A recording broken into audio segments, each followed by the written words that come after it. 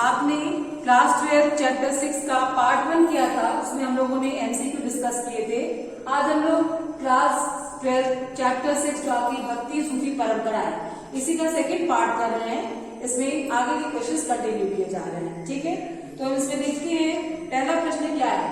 आपका पहला प्रश्न है, इन शासकों ने विष्णु और शिव मंदिरों के निर्माण के लिए भूमि अनुदान दिया।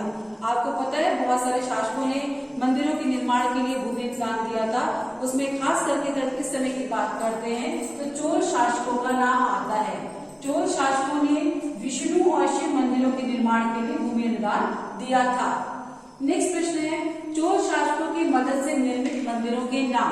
कभी कभी ये प्रश्न आपको ऑप्शन में भी दे देता है कि 3-4 मंदिरों के नाम दे दिए, इनमें से कौन सा मंदिर चोल शासकों ने नहीं बनवाया है।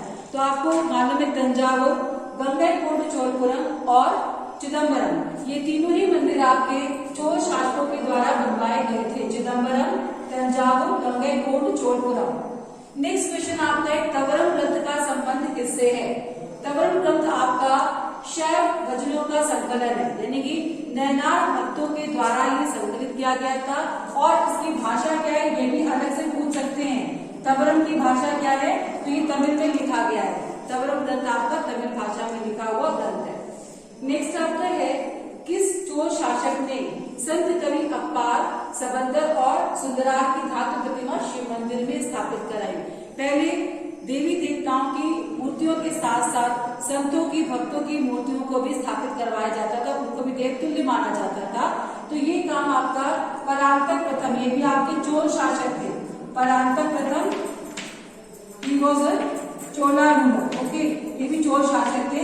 इन्होंने अपार, सबंदर और सुंदरार की धातु प्रतिमा शिव मंदिर में स्थापित करवाई थी। नेक्स्ट आपका है, 12वीं शताब्दी में कर्नाटक में एक नवीन आंदोलन की शुरुआत किसने की। तो 12वीं शताब्दी में एक नवीन आंदोलन शुरू हुआ था कर्नाटक में। इसकी शुरुआत की थी बासवन्ना ने। बासवन्ना याद रखेंगे। नेक्स्ट प्रश्न भी इन्हीं से रिलेटेड है आपका, बासवन्ना किस राजा के दरबार में मंत्री थे। बासवन्ना आपके कचुरी शासक के दरबार में मंत्री थे, ओके। नेक्स्ट आपका प्रश्न है इसमें, बासवन्ना ने किस नए संप्रदाय की शुरुआत करी। तो एक नया संप्रदाय इन्होंने शुरू किया था जिसे हम वीर शैव भी कहते थे या लिंगायत संप्रदाय कहते थे।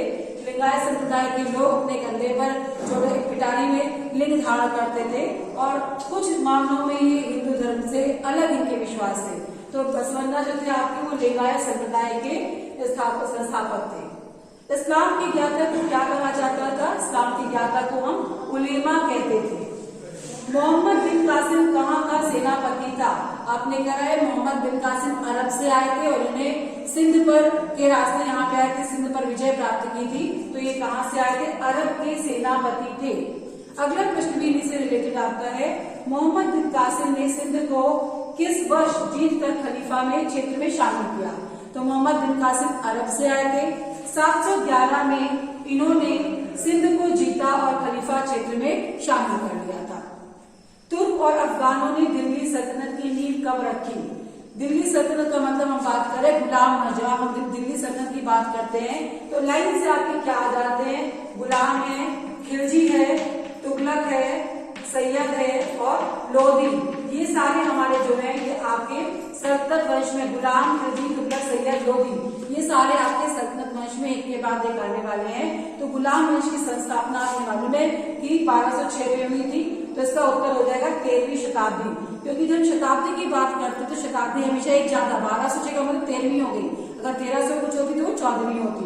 तो दिल्ली सल्तनत की स्थापना कब हुई, 13th सेंचुरी में मानी जाएगी, राइट। इस्लामी शासकों के क्षेत्र में रहने वाले यहूदी और ईसाई क्या कहलाते थे।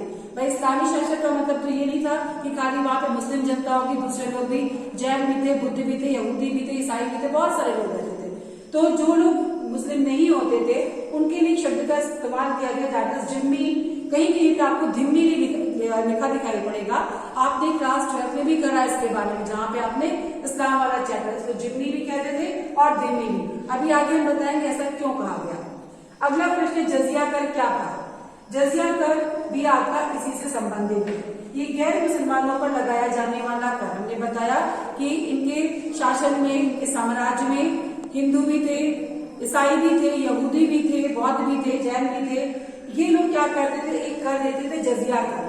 तो जजिया कर देने के बाद इनकी सुरक्षा संरक्षा की जिम्मेदारी शासक की होती थी, इनका जिम्मा शासक ले लेता था, इसीलिए इनको जिम्मी, आफ्टर पेइंग जजिया दे कुड सर्वाइव एज जिम्मीज, इसीलिए जिम्मी कहा जाता था इन्हें। ठीक है, नेक्स्ट आपका है सूफियों ने पैगंबर मोहम्मद को क्या कहा, ये भी बहुत इंपॉर्टेंट आपके लिए है।